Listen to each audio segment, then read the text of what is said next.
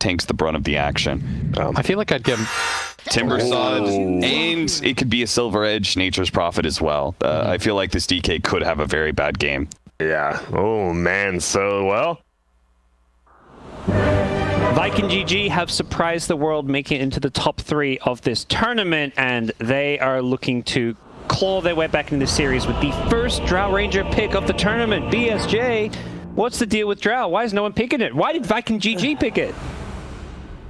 That's not a good look. That's not the look I was looking for. I was hoping it'd be. I'm ready to give you any room to breathe, which is exactly what I feel like OG's draft will be looking to accomplish. Seb early Blightstone is looking to already get the early right clicks in, and this is just so hard to deal with the single target of Venge Drow. You're gonna have these treants minus which from Shadow Demon Venge.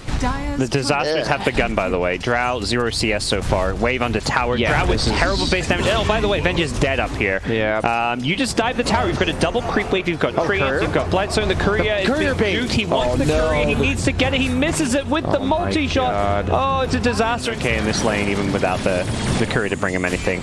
And plus, he's got the Chakra magic behind him to keep him nice and healthy. And Sumail, with a pushback from onto Aramis with no tail, they're doing some big damage here. They're winning this harass trade convincingly. Yeah, no tail even going to give him a little tip on that one. You have this Shadow Demon that's supposed to scare them by, another kill top. I guess we should be probably is what they'll end up having to go for, and that's up to them because none of it, I don't want to have that weight on my shoulder. Well, we're going to see another kill in the top lane. Sucks. I was about to say, get that kill, please. Viking GG. It goes the way of Shad. It looked like Celery was trying to leave it to him, but they're going to probably both die for this one. Celery would love to grab those bounty runes. He's going to turn and just try and fight Seb. Throws out the wave and... Wait, what? He just stopped. Oh, okay. He just wanted Toby to get the solo kill. That makes sense. Toby comes in, ends the streak. While buying 33's time and not dying. He's coming in for a kill now in the mid lane. The swashbuckle up for the disruption. Toby gets... Oh, no. Hacking Rolling Thunder off. I love how every time I say a player's playing well, they do that. Yep. He flubbed it. He went for the greedy swashbuckle to Rolling Thunder, didn't have the mana, and by the time he did, he just got chain stunned and couldn't get it off. He will effectively be taking pure damage. Yep. 33 gonna look to defend the tier 1 tower down bottom, but he just went charging in, gets caught by a soul catch, taking a lot of damage here. The Rolling Thunder chain sending him up nicely, but the damage is, it's just barely enough in the end as Seb does get a return kill on Celery. The Echo Slam going to be slightly off the mark as Toby gets out of this one, and OG committing all 5 cures to the fight to defend the tier 1. Black going to kill out a courier. Now the nice Will-O-Wisp is going to pull everyone back in. Aramis was trying to help out his buddy Boom, but Boom is just trapped inside this Coddle ultimate. Gets out a few more spells, breathes fire onto a couple heroes to get them low.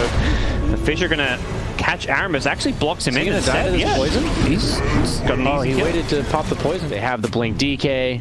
They have all their ultimates. Pretty low cooldown team, but 33 does break the smoke. Will-O-Wisp used. Insta Will-O-Wisp. Toby's going to get the Rolling Thunder out, cancels the Timber Chain. He's catching out the backline. Boom's managed to get himself out of the Will-O-Wisp. Lockdown. Yeah, Gyro's in a very aggressive position. Does have the call down, but he dies before he can follow it up with any damage. Does have the kill onto Toby, so it's a 1-for-1 trade so far. And Seb showing up to the party. We've seen this one before. He hits so hard. Up. The right clicks. That's no damage from his ultimate either. He just has that 30 damage talent at 10. Already hits for 165 with a Blightstone.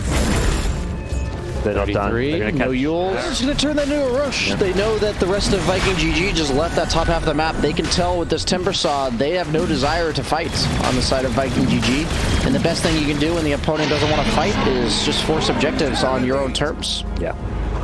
And Sumail is going to be the perfect objective. So he doesn't need a BKB. Yeah. It's on all 5. Yeah, you're right, actually. He can postpone it a couple more items. Yeah. Pub's like, nah, only 4 of the heroes have stunned, no BKB needed. Nice swap out, saved Aramis with Celery. Black, I think. Yeah.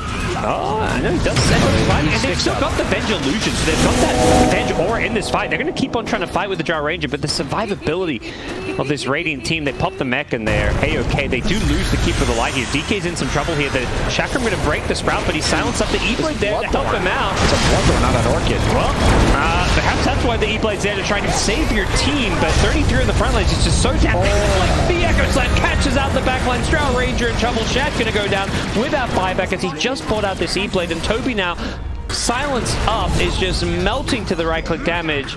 He goes down without buyback, and against OG, you kind of have to plan to fight them. And in the first game, Viking GG, their lineup didn't fight all that well.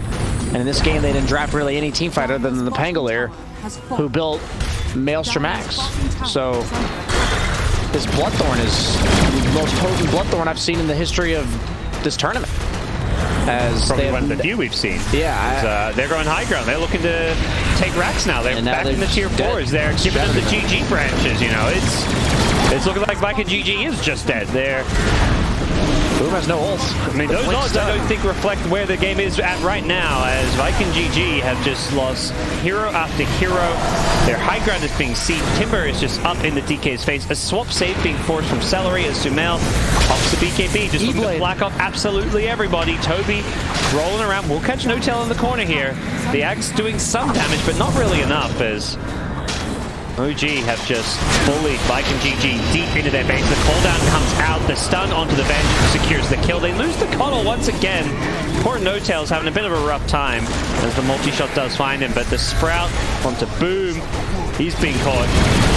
Follow-up stun, and OG have caused a dieback on the Dragon Knight, looking to seal the deal here.